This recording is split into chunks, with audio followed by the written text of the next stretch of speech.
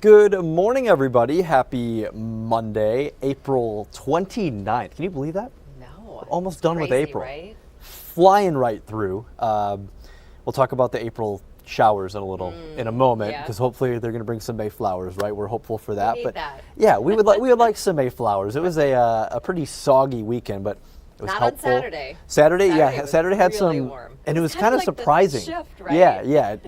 The thunder was like freaking me out Saturday night. It was crazy. Hope everybody's had a great weekend, having a good start to the week. Make sure if you're watching on Facebook, let us know in the comments where you're watching from.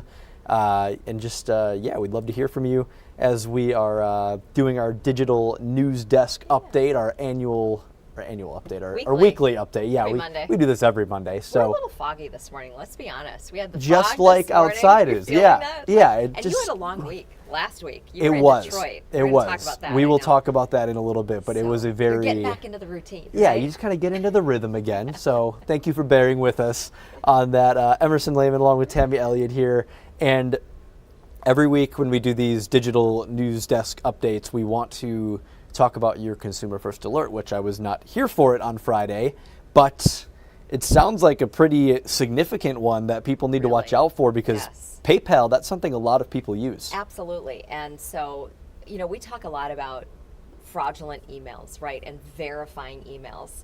So a local man, this started when he emailed me, actually, after my Consumer Alert aired about a week ago. Saw He a emailed different me- one that he a wanted to different see, one, right. sure. He watches regularly. He emailed me, he said, I think your viewers should be warned about this pretty elaborate scam that happened to me, and I lost $3,500. So he shared the email, and it looks like it's from PayPal. It's got the logo, and it's got all kind of like the right language, right? Sure. And then it has a phone number to call for, because what it said was that he was getting a charge, that he was going to be charged $699, and he was like, well, I didn't buy anything for $699. So he called the phone number, and he said, that was the first thing I did wrong. I called the phone number that was on the fake invoice, not Right. going to PayPal's Not going website. To PayPal. Sure. The thing that was interesting about this, and why he said he believed this, is because when he did go to PayPal and he logged on and he saw a pending charge Okay. for that amount. So I mean, this scammers were actually putting through or attempting to put through a charge. That's what it looked like. And it made him think Right. that it was legitimate. Okay. And later on, he learns that PayPal did not let that charge go through, and the real PayPal notified him of this attempted, fraudulent charge Sure. on his account. But the thing is that he said, I want people to know, first of all, make sure you're calling the real phone number. Don't call the number that was on the email. And we talk a lot about that. You've got to verify the website that you're going to, verifying the phone numbers. And then second, when he was on the phone with who he thought was the real PayPal, they asked him to log into his account, his banking account, to look to make sure, because they wanted to reverse that charge. Sure. So let's go on. And so he said, I, in unknowingly doing this, gave them remote access to my computer, to my accounts. And then they made it look like he was getting a refund, but it was for more than the $699. So they said, well, now you need to pay us back money. And he ended up paying them ended all up that money paying without them. getting a refund of But anything. what it was because they took over control of his accounts, or got into his banking accounts. He had credit cards connected to his banking accounts. They did an advance. They took a cash advance and deposited into his banking account, so it made it look like he was getting a refund. So just crazy, the way that this worked out.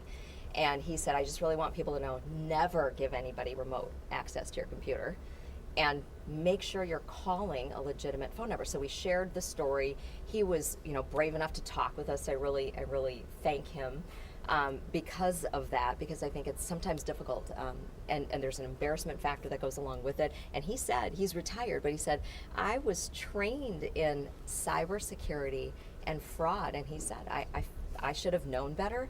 There were definitely red flags, and he said, when they told me that I needed to pay back that money by going to the nearest Bitcoin kiosk, he said, at that moment I was like, no, this is definitely a scam.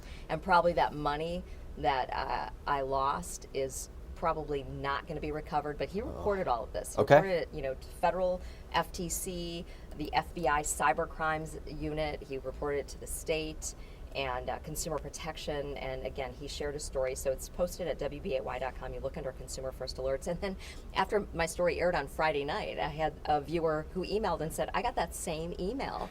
I didn't respond to it. So, you know, and he what Ron told me, the victim in that, said, if we can save one person from falling for a similar scam. So and I hope we're able to do that. Like you said, he was very brave to come forward, Right. because it can be embarrassing, or you can be a little ashamed that you fell for it, Right. but it is so helpful. And you've had several people in past stories come forward and say that exact same thing. Right. I want to help at least one other person not fall for it. So kudos to him. And they're not the only one. PayPal, their real website, they have on their warnings about phishing emails, fake phone numbers, the fake emails, all of that, even fake PayPal websites. They can get you to click on links that make it look like you're at the real PayPal website. So, and all of that, not just with PayPal, but other things. And he said he reported it. And the other thing that he said that I do now, that he said I wasn't doing before because he thought it was just it was kind of a pain. Sure. Is the two-step verification, The- where you get a code, either called or texted. Texted to you, yep, Yes, yep. he said, I'm now doing that on my accounts. You can never be too careful, right? Right. Especially in this day and age You where really have to. every week you're telling us about a new scam that's out Right, there. So right. again, thank you to him for sharing his Yes. story, and keep an eye out there if you use PayPal or you get an email from PayPal. Right. Keep an eye out for that. Check out Tammy's report at WBAY.com. As you mentioned, I just got back over the weekend from spending the week in Detroit. I got out there on Tuesday, and we came back Friday for the draft. Yeah, the big NFL draft. The NFL draft. Record-breaking crowd It there. was Oh, look at pretty. this. Yeah, I was like, love this. we Green Bay's on the clock now, right? We found they have like all the big helmets lined up. Yeah, it's part of the And- NFL experience. Right? Yeah, Draft and day experience. I told our photojournalist Steve Hopper, I was like, okay, man, you got to get my photo in there while we're here, just to let people know what we can expect in Green Bay coming up. But it was so incredible, just like you said, record-breaking. I mean, the first night they reported 275,000 people at the draft experience, and it felt big just being down there. But when I got back to the hotel room and turned on the draft just to kind of see it from a viewer's perspective, Right. and the bird's eye view of over the draft theater was just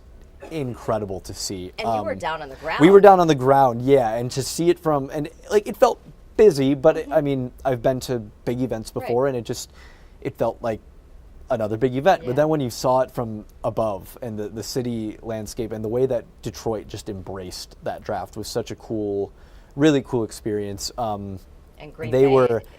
I mean, Green Bay, you were following all the city leaders. Exactly, yep. Learning about that. Yeah, You they know, They are were there, you were with them in the room. running kinda around checking with all them, seeing, and Detroit was they were so, not just to us as the news media, I mean, I can't say enough good things about how well the people of Detroit welcomed us, and the leaders welcomed us, and let us see what it's going to be like, but the Green Bay leaders as well. Mayor Gedrich was in the blueprint room along with the fire chief and the police captains that were there, and it was just very open door. We want you to be as successful. They joked. They said, we're being very accommodating now once September rolls around and the Packers are playing the Lions. That's not going to be the case anymore. Yeah. But they were just so accommodating, so helpful. They really want Green Bay's draft to be as successful as Detroit's turned out to be. And speaking with the Green Bay mayor and the fire chief and the police captain, they're all really confident. They're all really excited. I spoke with the Packers, Discover Green Bay. They're all just so ready to get rolling with this. Yeah, because you were saying too that they wanted it not just to be for the football fans. Yes, very everyone. much. Like they focused on inclusion. So the business owner, the small businesses in Detroit who maybe they're thinking, oh my goodness, they're closing down streets. They're going to be making this very difficult for us. They wanted them to feel involved and to have the opportunity to set up street vendors and be certified that way. They did like 3 certification programs to make sure that all these local businesses could be out there selling it and being a part of this draft experience. They wanted it to feel like the whole city was involved, not just the football fan. Right. And I know, speaking with the Green Bay leaders, they said that's one of their goals as well. They want everybody to feel a part of this. It's a community. It's a statewide event. It's not just football fans in Green Bay. Right. Well, and think about like training camp. Yep. About how many people come to training camp. We do those stories all the time, right? Exactly. People come from out of the country and come here. Right there. Love the Packers, but this is just really going to embrace everybody. And it's pretty exciting for us because Green Bay has wanted this for a long time. And it was so cool. Obviously, you expect to see a lot of Lions jerseys. It's in Detroit. Sure. You saw a lot of Green Bay jerseys. Yeah. We know Packers fans travel well. But, I mean, you're seeing jerseys from every team. You got the Raiders, the Dolphins, the Falcons. Like, it's just everybody from all over the globe, really. We spoke with 2 fans from England that came. They all came to support, and this is like, it's not like they're there to watch football. This is just their teams picking their next players. But the NFL does such a good job of making it a really cool, free experience for the fans too, and that's very important. People like free. Yes. It was free for, obviously, if you wanted to be like in a certain area, you could get like VIP tickets, which you get that in every event. But for the most part, the general admission, all of it, all you had to do was download an app on your phone, and you were able to walk right in and be a part of it. And it was so cool. And again, can't say enough good things about the people in Detroit. They were just, you could feel the pride that they felt in having that event in their city. And I know that Green Bay, Titletown, we're going to be this. We love football here, so we're going to be the same way. And April 24th through the 26th, 2025. Coming up. They said, I know we said, okay, it's like, yeah, it's a year away, but they said you blink and it's there. Right. So that's a huge planning and everything. Plan, right? Like they've already been working on it here in Green Bay. They said they really expect, like the NFL sets a lot of the framework for, okay, this is where the stage is going to be. This is where this will be and that will be. And they don't know that. They yet, don't, and they have some ideas, Sure. but like the final planning, they said they don't really expect to get a lot of that big information until after the Super Bowl. So maybe we'll be planning a Super Bowl parade and then a draft on top of it. That'd be pretty cool. But And I just thought it was really cool because this morning when we were talking off air, and you were just so excited. You're like, I'm so excited for it to come here to Green Bay. I really am. It was so just genuine. Like, so that's cool. It was. I just really think that people, because I'll be honest, I watch football and I follow along, but in terms of the draft, I'd be like, oh, who got picked first? Like, you don't really. I never really. I'd call myself an average fan. Like, I didn't pay too much attention to it. I don't get lost in the weeds with it, but just being down there and seeing the passion, feeling the passion, it's so cool. And that's in Detroit. Now you come to a city like Green Bay and Lambeau and Titletown, where it's just the passion is so extreme. You can only imagine how incredible it's going to be. Level, exactly. Right? So I'm really excited for like you and the folks here and all of us to just be able to see it. And I'm so grateful that they sent us over there. Me and photojournalist Steve Hopper. It was some long days, some busy days, but they were a lot of fun and really cool to experience that. And again, I just can't wait for the people here in Green Bay to experience it too, because it's going to be really cool. So we'll have plenty more draft preview coming up in the whatever we learn the next 11 months. Any new nuggets, we'll pass them along. We'll be first to learning you on air and online, so make sure to stay up to date on that. We also want to update you because tomorrow's the last day of April, which means it's the last day of our Royal Rump Rumble diaper drive. I thought I had the picture up here, but I guess I don't. We've been pretty successful. We've been very successful. Yeah, so this is the first time we've done this. So we're collecting diapers here at WBAY in our lobby, kind of like we do coats for kids, and then also Fox Communities Credit Union. All their branch locations have been collecting diapers. They're all being collected for local families, for 10 local nonprofits, all which is across great. northeastern Wisconsin. Because diapers are so expensive, and we were quoting Munchkin.com.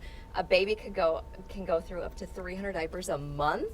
It's crazy. You have kids? Diapers, yeah. I do not. I don't remember 300 diapers. When I went into the store I wanted to add to the collection, and I remember telling you the next day, I'm like, I did not realize how expensive diapers are. It is incredible how expensive they are. And so we just know, the economy the way it is right now. So we're really happy to help with this initiative. Again, first time we've done this. So it ends tomorrow. And we're trying to get 3,000 diapers. Right, and just in our lobby, I guess, or well, I don't know. And 3,000. Get that 3,000 in our lobby. And Steve Balon and I, we were just up there shooting a topical for that you'll see later airing today. And we're trying to do the math, and we are very close. We are very close. So we need that final push to get over the hump. And we are so close to that 3,000 mark. So if you have been thinking about donating and just haven't had the chance to do it yet, make sure to head to our WBAY lobby. You have Maybe until your- end of the maybe day tomorrow. Yeah, maybe your kids outgrew some certain sizes Yeah. or something too. Yeah, we'll take them. So that's great. Everybody is so generous. We know that, so we appreciate that, and we'll be talking more about that tomorrow. And then the next phase is to build a diaper castle. That's going to be out the of next all of challenge. this. Yeah, we're going to that's make a challenge. big castle, and then you'll get to vote on that. So we'll be building a castle. The Fox Communities Credit Union branches that collected the diapers, they'll be building a castle as well. Then of course we'll donate them after we build that castle. But we want to show off all those awesome donations first. little fun with yeah, it. have a little Yeah. fun. So looking forward to that. I think we're going to hit that 3,000 mark. Oh, I for really sure. do. I really do. I So. feel pretty confident. Yeah, right? all the awesome people of northeastern Wisconsin making that happen. Let's check in on Facebook real quick, see if there's any Yeah. comments. Anybody saying good morning? No good mornings today. Aw. That's all right. That's all right. 24 people watching though, so good morning to all of you Yes, we that are appreciate watching. it. We appreciate you tuning in. And yeah, we've got lots of fun, big stories coming up this week, so make sure to stay tuned in on air, online. We've got our, of course, our live stream at 7:05 every morning that you want to make it a habit to join as well if you want another 30 minutes of. It's a little bit more relaxed. Yeah, we have a little fun. We have a little We have a fun. good time. You never know what's going to happen. You on the really live don't, stream. especially when Steve's involved. Right? Whenever Steve Steve's Allen? involved, you never know what's For sure. happening. But thank you guys so much for joining us this morning. We hope you all have a wonderful week. First half week of May. It's almost here. So let's end April strong, kick off the new month strong as well, and yeah, make it a great week, everybody. Thanks so much.